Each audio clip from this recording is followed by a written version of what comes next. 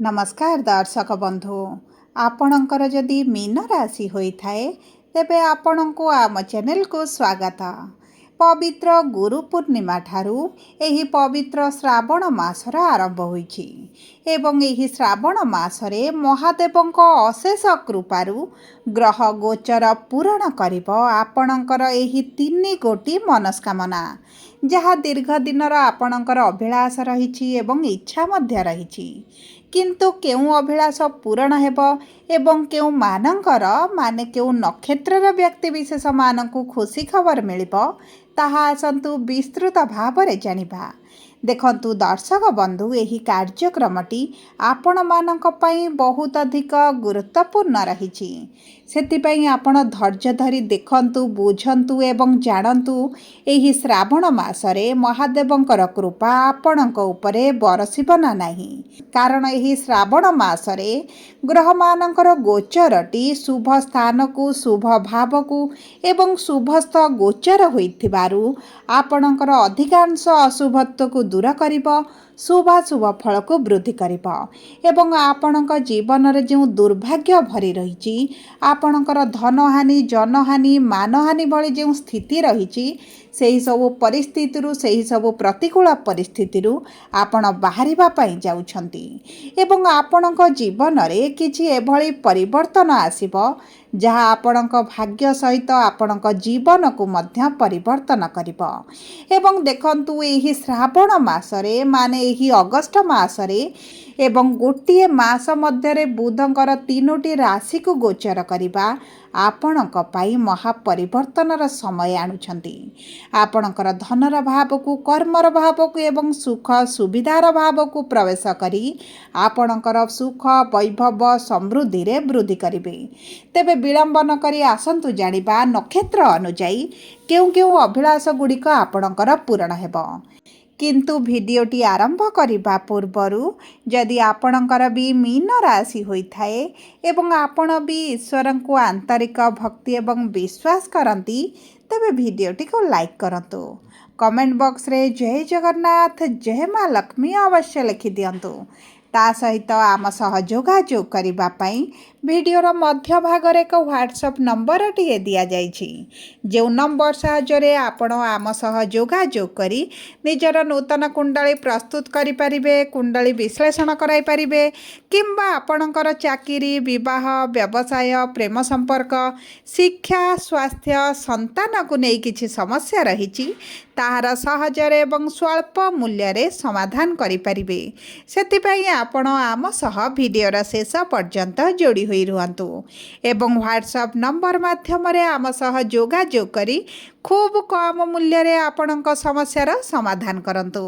एबे आसंतु कार्यक्रमटी को आग को बढ़ाइबा एवं जानिबा एही श्रावण मासरे केउ 3टी खुशी खबर आपण को मिलबा पई जाउछि एवं नक्षत्र अनुଯାयी जानिबा आपण मानकु केउ केउ क्षेत्र गुड़िकरे अधिक खुशी खबर मिलिबो। तेबे मीन राशि सर्वप्रथम नक्षत्र पूर्व भाद्रपद मीन राशि 25/12 मीन राशि नक्षत्राधिपति हेउछंती देवगुरु बृहस्पति गुरु आपणक पंचम भाव रे उच्चस्थ स्थिति रे विराजमान करिसंती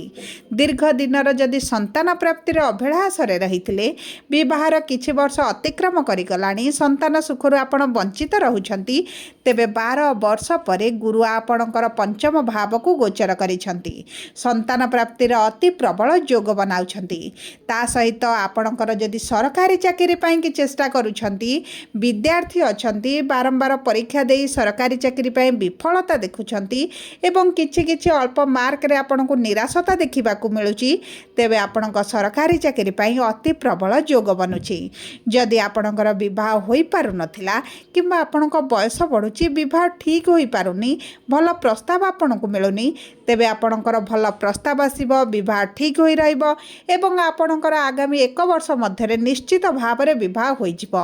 जदि भी आपण प्रेम संपर्क रे अछती प्रेम विवाह अति प्रबल योग बनुची परिवार लोकंक सहमति क्रमे आपण विवाह बंधन रे बांधी हेबे एवं ता सहित जदि आपण प्रेम संपर्क रे पूर्वरु किछि समस्या चलीची ब्रेकअप भली परिस्थिति रहिची किंबा उभयक मध्यरे दूरता बढ़ी जाइछि तेबे मध्य आपणक संपर्क रे पुनर्बार निकटतरता बढ़िब एवं प्रेम संपर्क रे मधुरता आसिब। सबुठारु बड़ कथा हला जदि आपण किछिटा जमी भूमि जानवाहन क्रय करिबा पई चाहुछंती तेबे आपणक पई अति उत्तम समय रहिछि। एबे आसंतु जानिबा उत्तरा भाद्रपद मीन राशि 26/12 मीन राशि व्यक्ति विशेष मानकर शनि हेउछंती नक्षत्र अधिपति विराजमान करिछंती लग्न भावरे। देखंतु एही समय मध्य आपणक क्यारियर रे बड़ ग्रोथ आसिबो। जदि आपण विदेश जीवा पई चाहुतिले आपणकर विदेश जीवार विभिन्न प्रकार समस्या हेउतिला बाधा विघ्न आसुथिला एवं आपणकर विदेश जीवार अभिलाषटी अधारे रही जाइछि तेबे आपणकर विदेश जीवा पई अति प्रबल योग बनुछि। आपण एही श्रावण मासरे किंबा श्रावणर शेष सुद्धा आपणक विदेश ग्रस्तर शुभ समय मध्य आसी जाउछि। जदि आपण पार्टनरशिप रे व्यवसाय करूछंती किंबा करिबा पई प्लानिंग करूछंती तेबे मध्य सेही सब क्षेत्र रे शुभ फल प्राप्ति हेबो। आपणक पार्टनरशिप व्यवसाय आय वृद्धि हेबो। पूर्वर जो मांदा परिस्थिति चली लॉस वाली स्थिति चली व्यवसाय बंद होगा भाई परिस्थिति जदि भी पहुँची तेबे मध्य सही विपरीत परिस्थिति आपण बाहर को आसबे। आपण जदि आईटी सेक्टर किंबा एआई फील्ड रे कार्यरत अच्छी एवं कर्म क्षेत्र में मानसिक दुश्चिंता बढ़ुची कर्म रे आपण को एतटा सफलता मिलुनी बहुत अधिक स्ट्रेस रे रहउचंती आपणक शत्रु बुद्धि घटी उपरिस्थ किछटा चाप आपणक ऊपर पड़ुची तेबे मध्य आपण एही भली परिस्थिति बाहर को आसवा जाउछंती। पितांक ठारू संपूर्ण सपोर्ट पाइबा सहित आपणक मातांक स्वास्थ्य मध्य परिवर्तन आसिबो। जदि आपणकर किछटा पैतृक संपत्ति को नै डिस्प्यूट चली मनमालिन मतभेद चली आपण को बारंबार कोर्ट को दौड़वा को पड़ुची तेबे सही सब क्षेत्र में मध्य आपण समाधान आड़ को गति करि पारंती। एबे आसंतु जानिबा रेवती मीन राशि 27/12 मीन राशि व्यक्ति विशेष मानकर बुध हेउछंती नक्षत्र अधिपति। देखंतु बुध विराजमान करिछंती आपणक सुख सुविधा भोग विलास आपणक चतुर्थ भाव रे केंद्रस्थ भाव रे एवं स्वराशि रे। एही समय मध्य रे कर्म क्षेत्र संबंधित थिबा समस्या गुड़िक दूर होइजिबो। आपण घर को किछटा मनपसंदर जिनिस मध्य क्रय करि पारंती। जदि पूर्वरु किछटा फ्लैट अपार्टमेंट किंबा भूमि जमी किछटा क्रय करिबा पई चाहुथिले तेबे मध्य आपणक पई अति उत्तम समय रहिछि एवं ता सहित जदि आपणकर चाकरीर संधान रे रहिचंती किंतु चाकरी प्राप्ति रे समस्या देखुथिले तेबे आपणक चाकरी मध्य हेइ जिबार बहुत अधिक संभावनाटी बढ़ी जाउछि। देवगुरु बृहस्पतिंकर सप्तम दृष्टि आपणक एकादश भाव को थिबा कारणरू दीर्घ दिनर अभिलाष पूर्ण हेबा सहित संतानक भाग्य तांक परिवर्तन करिवो। आपणक संतानक माध्यम रे आपणक सुख सुविधा वृद्धि घटिबो किछिटा अर्थ लाभ होई जिवो एवं आपणक जदि दीर्घ दिन होला विवाह होईछि संतान सुखरु वंचित रहिचंती तेबे मध्य संतान सुख आपणक प्राप्ति हेबो। शनिकर सप्तम दृष्टि जेहेतु विवाहर भाव को रही आपणक वैवाहिक संपर्क में आपड़ जो असंतुष्ट रहूथिले विवाह संपर्क में पारिवारिक स्थिति रे एवं आर्थिक स्थिति को केंद्र करी परिवार जो विभिन्न प्रकार मनमालिन मतभेद भली परिस्थिति रहुची सेही सब क्षेत्र में मध्य शुभ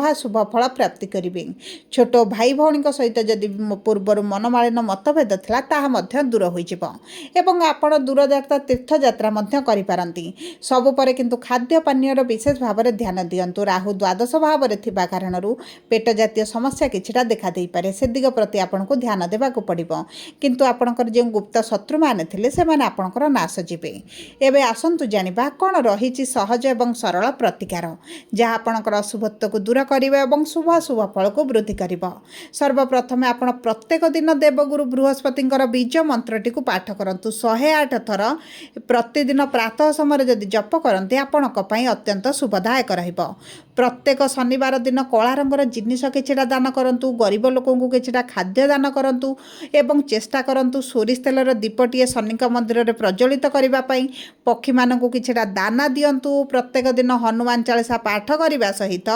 हनुमान मंदिर रे सिंदूर एवं चमेली तेल अर्पण करंतु आपणक पई अत्यंत शुभदायक रहिबो। जदि आपणकर मीन राशि होइताय वीडियोटी किभଳି लागिला कमेंट बॉक्स रे लिखि जणांतु। जदि आपणक प्रियजनकर मीन राशि होइताय भिडियोटी तांको सहित शेयर करंतु।